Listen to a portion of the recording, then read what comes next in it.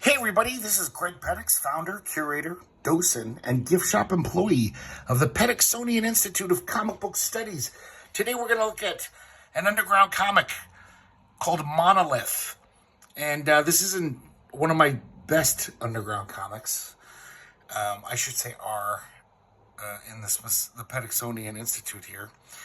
But it's interesting. Definitely worth keeping in the collection. It's from Last Gasp, the great underground comics publisher. Covers by Larry Welz. Most of this comic is Larry Welz. He had his hand in a lot of it. But he also gets some help from Larry Sutherland and Larry Todd. A lot of Larrys going on. But this covers by Larry Welz. Just kind of almost an abstract jukebox. Kind of trippy, kind of cool looking. But let's crack it open. I like this front piece here, which I believe is Larry Welz too. He just has this, almost like Will Eisner's The Spirit again, where it's like making a clever logo. Yeah, this is Larry Welz. I can tell by the women. Because, of course, Larry Welz went on maybe a decade or two later to create Cherry Poptart. I've never read Cherry Poptart. I don't really want to. They look pretty stupid. They're just like sex comics, drawn in the style of Archie. But he had a lot of success with that comic because people liked porno comics in the 80s. They sold well before you could get free porn on the internet anytime you wanted. So it's 1972. I don't think this has ever been reprinted. Larry Welz, Larry Sutherland, Larry Todd. Yeah, the three Larrys. And pretty much a sci-fi underground. And for the most part, very slow death-ish. A lot of these stories could be in slow death. The first story is pretty good, post-apocalyptic fiction, The Escape from the Dead City. I'm pretty sure this is all Larry Welz solo. Larry Welz could draw a lot better before the 80s when he was doing Cherry Poptart. Those aren't that appealing artistically. But he's got some good chops here. This is like some old city that's, during the great times of tribulation, just is kind of melted into this big mountain of shit. And, there's just poison gas everywhere. It's just a really shitty world. But, life continues. They're still human beings. They kind of live in this semi-primitive state of civilization. They're, pretty much live like, medieval people. They have cannons, though. They have blacksmithing, but really not much else. The thing I like about post-apocalyptic fiction usually is what it does to people, not necessarily the wherefores and where-thous of how the apocalypse started, which is kind of interesting, but I really like in this society, basically man is just a brutal fucking creature. The King Rat the 23rd, who's the chief of the ruling tribe, is basically laying out his credo as destruction is man's birthright. It is our only heritage from the ancients. We exist, therefore we destroy and are destroyed. They have this very nihilistic, shitty view of the world where the only reason to live is to wait for your enemies to attack and attack them back. But it seems like they've been waiting for a long time. There's no enemies attacking them because most people are dead, they think. But they're always at the ready. Everyone lives, ready to be attacked. Once a month or so, they sacrifice a nubile virgin to their god or whatever, their god of destruction, hoping that their destruction will be delayed for another 30 days. And you can tell Larry Welz likes to draw naked ladies, cartoony naked ladies, and he would make quite a career out of it a little while later. So, this kind of reminds me of Vaughn Baudet, not the art, but just he's got these two soldiers who are on guard duty.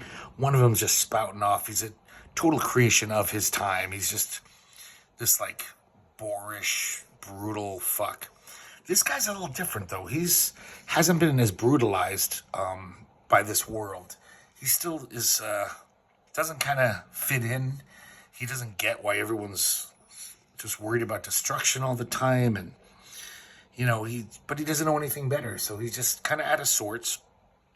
And he asks questions, and this guy's just like, shut your mouth, don't be an idiot, Don't ask questions. And so the stranger appears. Kind of looks like some wizard or something with a staff. And, you know, this is how people are. This brutal guy is just like, let's shoot at this character, just for fun. He's going to murder this person. But he misses, and they fall over. It turns out it's a woman. So he just rips her clothes off and is probably going to rape her. Because that's probably how this world is. People just take what they want. They don't give it. They have no empathy for their fellow humans at all. It's just a savage, shitty world. This like hippie type dude, he still has some morality, and he's just like, dude, take it easy. What the hell are you doing? And this guy's gonna kill him. He's just like, I'm sick of your. I should have killed you a long time ago. I'm sick of your pansy ass shit or whatever. And right when he's about to kill him, he gets the drop on him first. And then he befriends the woman, but then he just kind of leaves her because he's like, just the whole world. He just realizes how shitty this world is because she's like, don't hurt me.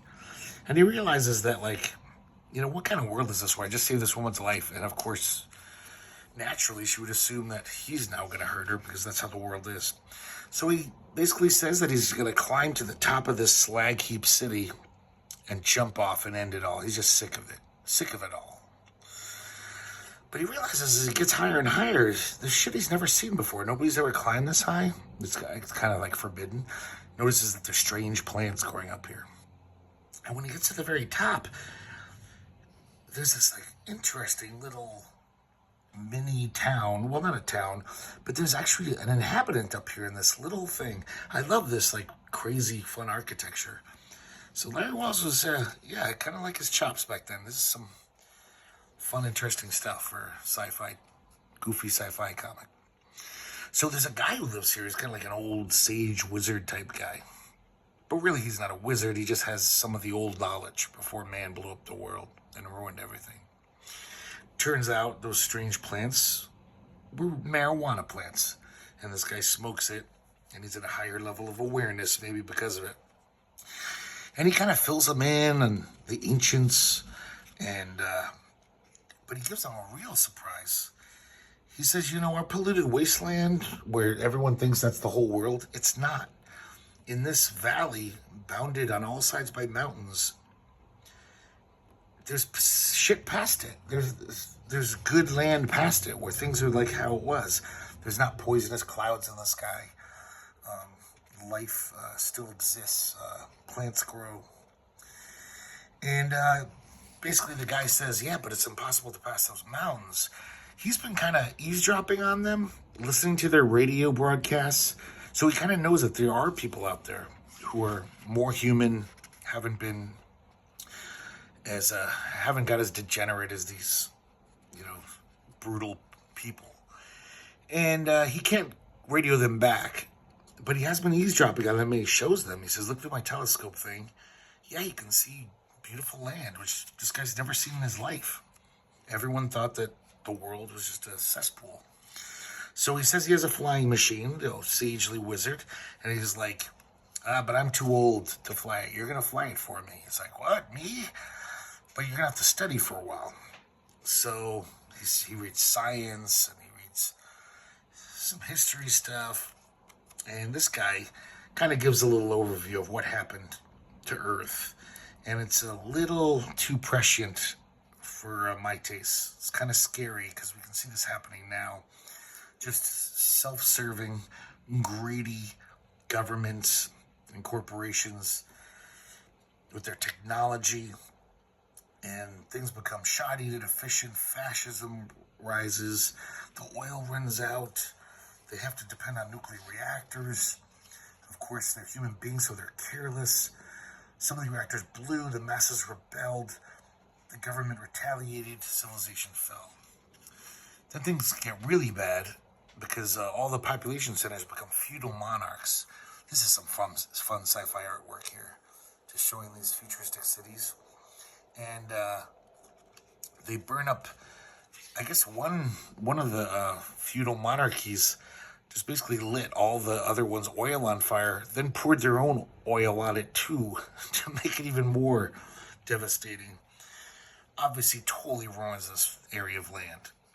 And when it's all said and done, man is basically a savage animal once again. We're going back to caveman days because there's no civilization left. And, but you know, they survived, but they're at this stagnation point. We're just, humanity is just in this rut until they all die. They're just going to keep killing each other and brutalizing each other. So finally the winter's over. He's studied enough and he gets in the plane. He's not very good at flying. And has this whole page of him like trying to figure out how to fly. He almost crashes a few times. Takes him into the range of the cannons. And these guys are just like, think he's the enemy. They start shooting at him. He just, by totally being lucky, he avoids them all. But then one of the ancient guns misfires, setting off all the ammunition. So the whole city just cracks open and explodes. And it looks like his plane's caught in it, but I guess, once again, he's lucky, and his plane flies out. He just avoided, getting caught in the conflagration. And he makes it past the mountains, and this woman finds him, greeting stranger, and she says, "We've been watching your progress for some time." And, but, you know, the council is assembled. They're anxious to meet you. And he writes, "The end."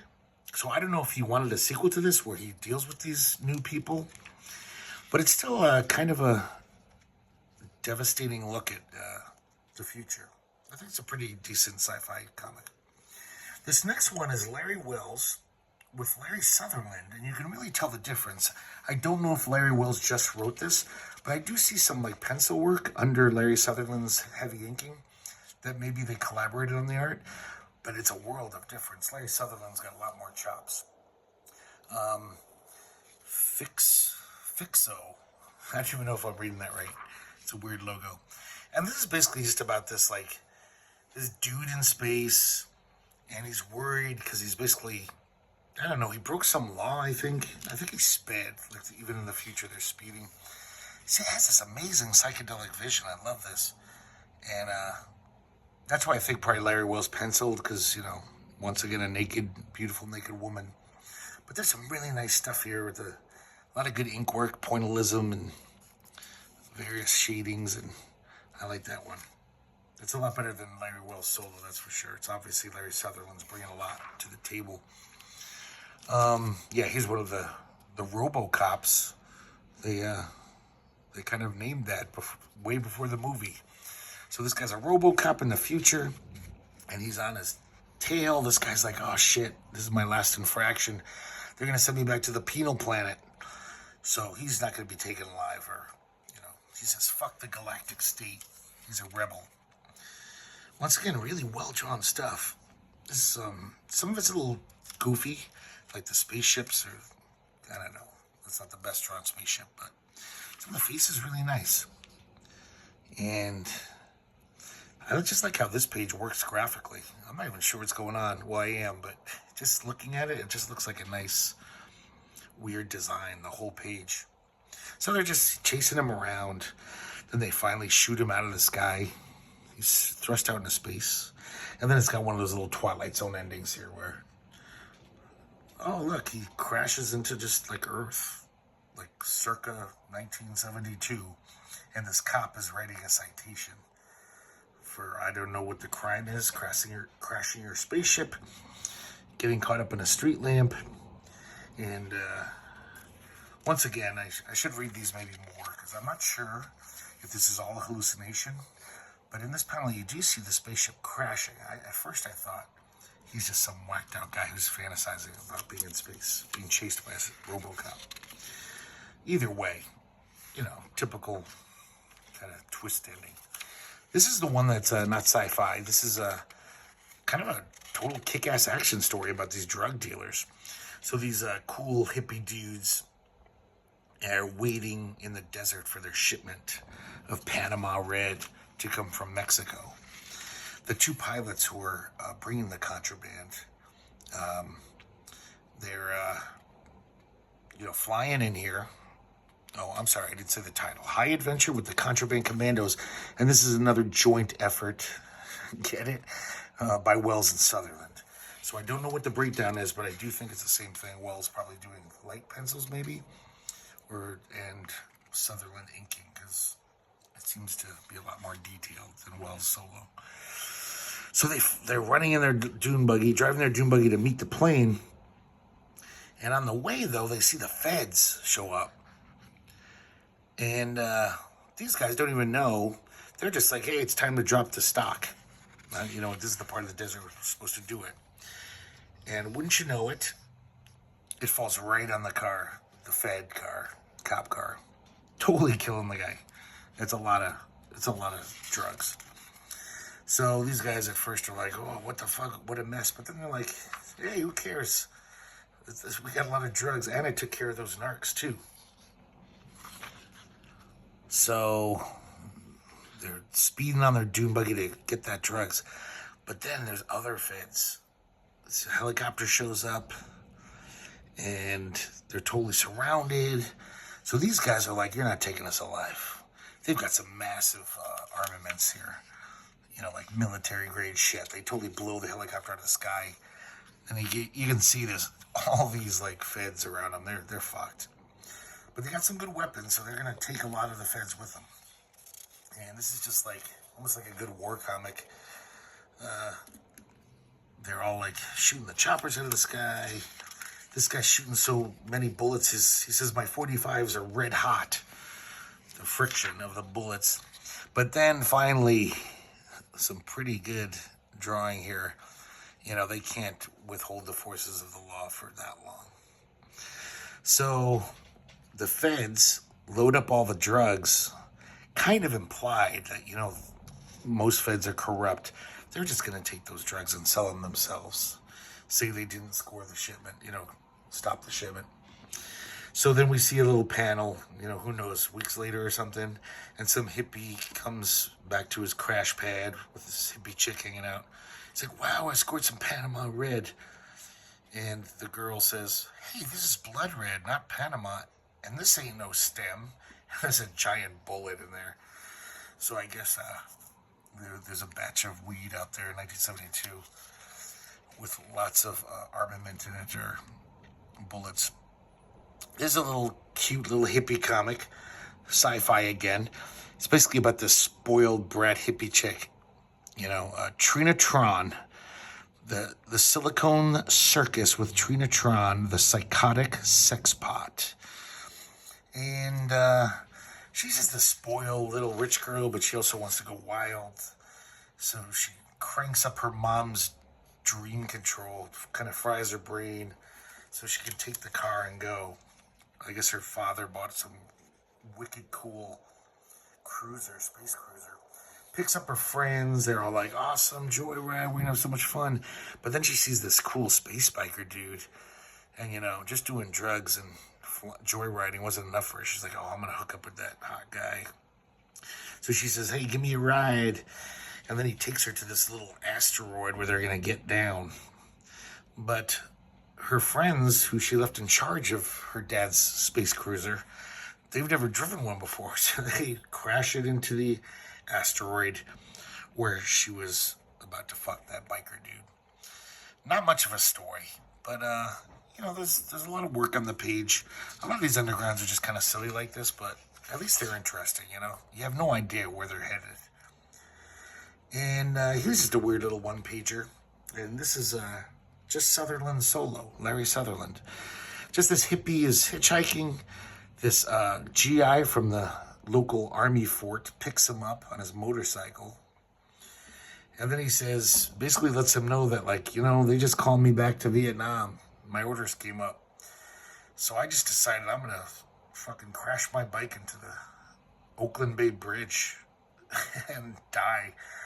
I'd rather die than go back to Vietnam. I don't know why he picked the guy up to join him in his fate. So then it's, you know, he's crashing. This guy's flying in the air. He's probably dead. And then it just, the like last gag, don't worry, you're insured. Which I don't really get that, but maybe that was funny back then. And then the only contribution from Larry Todd. I mentioned the three Larrys. He just does this back cover. And not a very impressive back cover either. Larry Todd did a lot of, the funny undergrounds like Dr. Atomic. Obviously inspired by R. Crumb.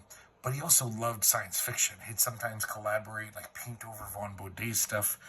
He did a lot of like trippy sci-fi art with like airbrush and painted, totally painted. This is not that impressive. But yeah, I like seeing Larry Todd. And so that's it. Monolith. I just bought it like a couple weeks ago. And I figured while it was fresh in my mind, since I just read it, I might as well showcase it. Even though it's not the best underground. But this is why I like undergrounds. Even if it's not the best, they're definitely interesting. You don't know where they're headed. Because a lot of these guys were tripping balls, or they just didn't know how to craft a story, quote unquote, correctly. So it's just always a surprise. And definitely some good craftsmanship too. Okay, I hope you liked it, and I'll see you next time.